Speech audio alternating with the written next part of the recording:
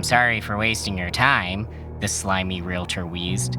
I was sure the last dwelling would meet your specific requirements. He paused, held his mouth open, shut his eyes, and faced the sky as if getting a message from God. He quickly pulled in a gasp of air, paused, and expelled a long, wet sneeze into the elbow of his dirty sleeve. A stringy trail of glue followed his mouth and nose as he pulled his arm away. Gesundheit, my wife replied. The realtor smiled lamely and wiped the snot away from his slender frame.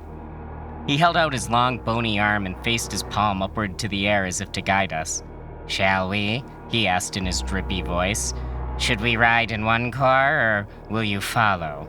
We'll follow, I responded a little too quickly. Despite my commitment to keep the air clean and reduce our dependency on fossil fuels, I wasn't about to get into a car with that skinny slug of a man. We walked across the lawn, passing a weather-worn "For Sale" sign.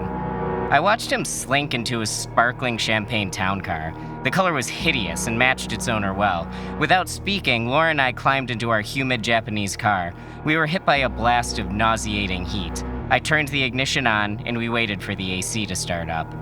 With a flash of my blinkers, I signaled to the realtor we were ready to go. He cautiously pulled out and crawled down the suburban street.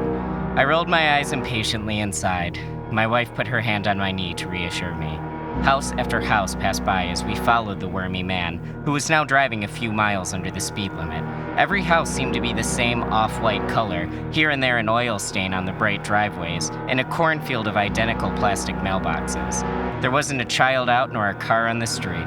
The neighborhood felt like the type of place a murder or violent rape could occur constantly behind ADT security-locked doors without anyone ever finding out.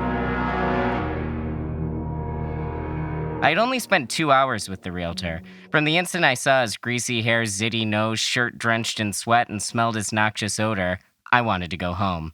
He made my skin crawl. I wish I hadn't shook his hand, Laura muttered quietly while looking out the window. I think I need to take a shower just by standing next to him. When she turned, I saw he had left a greasy palm print on her shoulder. My stomach heaved. I didn't mention the stain. The human corpse slowly stopped at a stop sign and turned his left blinker on. I followed, close behind him. We kept passing the same identical house. Soon, I realized he was driving us into a cul-de-sac. The fuck? I whispered under my breath. Laura turned off the radio and gave me a concerned look. The Champagne town car stopped in the middle of the road. Through his rear windshield, I could see the back of his head. It didn't stir, nor did he make any motion to signify he meant to get out of the car. The road rounded to a dead end, surrounded by houses, about 300 feet ahead of us. I locked the doors. Towards the end of the block, a gleaming golden retriever bolted out of a backyard and ran into the street. No owner trailed behind him, shouting his name to come back. It ran perpendicular to us at a slanted angle. The red brake lights of the town car flicked off and its engine revved. He pushed on the accelerator with such force that the car skidded for a moment. A plume of white smoke floated away from the tires as rubber burns the asphalt. "Oh my God!" Laura screamed as the tires caught the pavement and screamed forward. He was headed right for the dog.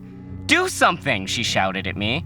What was I gonna do? Speed behind him, trade paint, and bump him out of the way? I held my foot on the brake and waited for the situation to work itself out. The Champagne bullet neared what I guessed was 45 miles an hour and was mere feet away from the escaping dog. I braced myself for what would follow. I'd seen my own dog get hit by a car before when I was a child.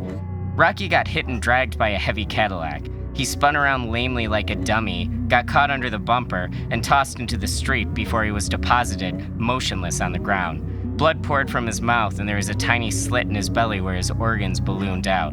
I ran into the house screaming and never saw him again. The realtor was now feet away from the dog. It sensed the steel murder coming at him, stopped, pivoted, and bolted in the other direction. I don't believe the realtor anticipated this. He swerved and lost control of the car. It picked up speed and drove at an angle directly into a perfectly landscaped stone barrier that surrounded a mailbox.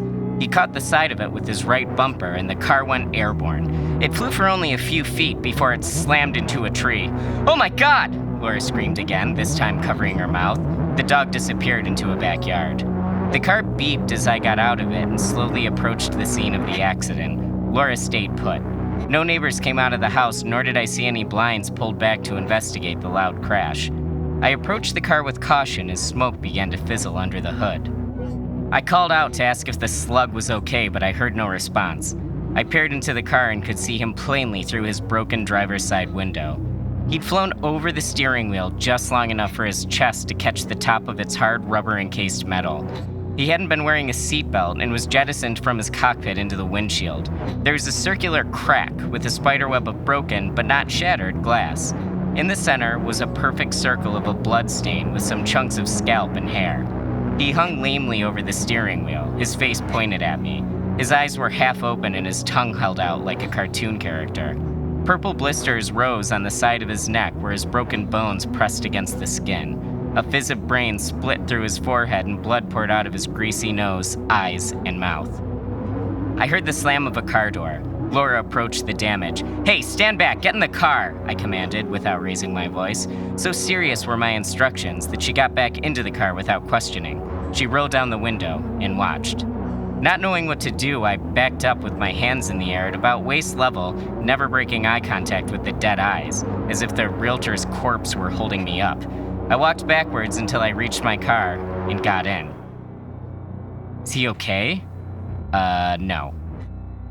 Should we call an ambulance? I don't know. We sat there for a while and watched the smoke from the hood turn from gray to dark black. Within minutes, it would be on fire. Should you pull him out? Do I look like a fucking firefighter? I snapped. Laura flinched. I put my hand on her knee to reassure her. No, he's dead. She looked at the floor. Plus, I don't want to get his grease all over my clothes. She smiled guiltily. Sorry, I guess now isn't really the time, I said. We watched the car ignite. I fastened my seatbelt, inserted my keys into the ignition, pulled down the lever into reverse, and mastered a 3-point turn. I pulled out and left the wreckage behind me. We were finished house hunting for the day. We'd need to find a new realtor.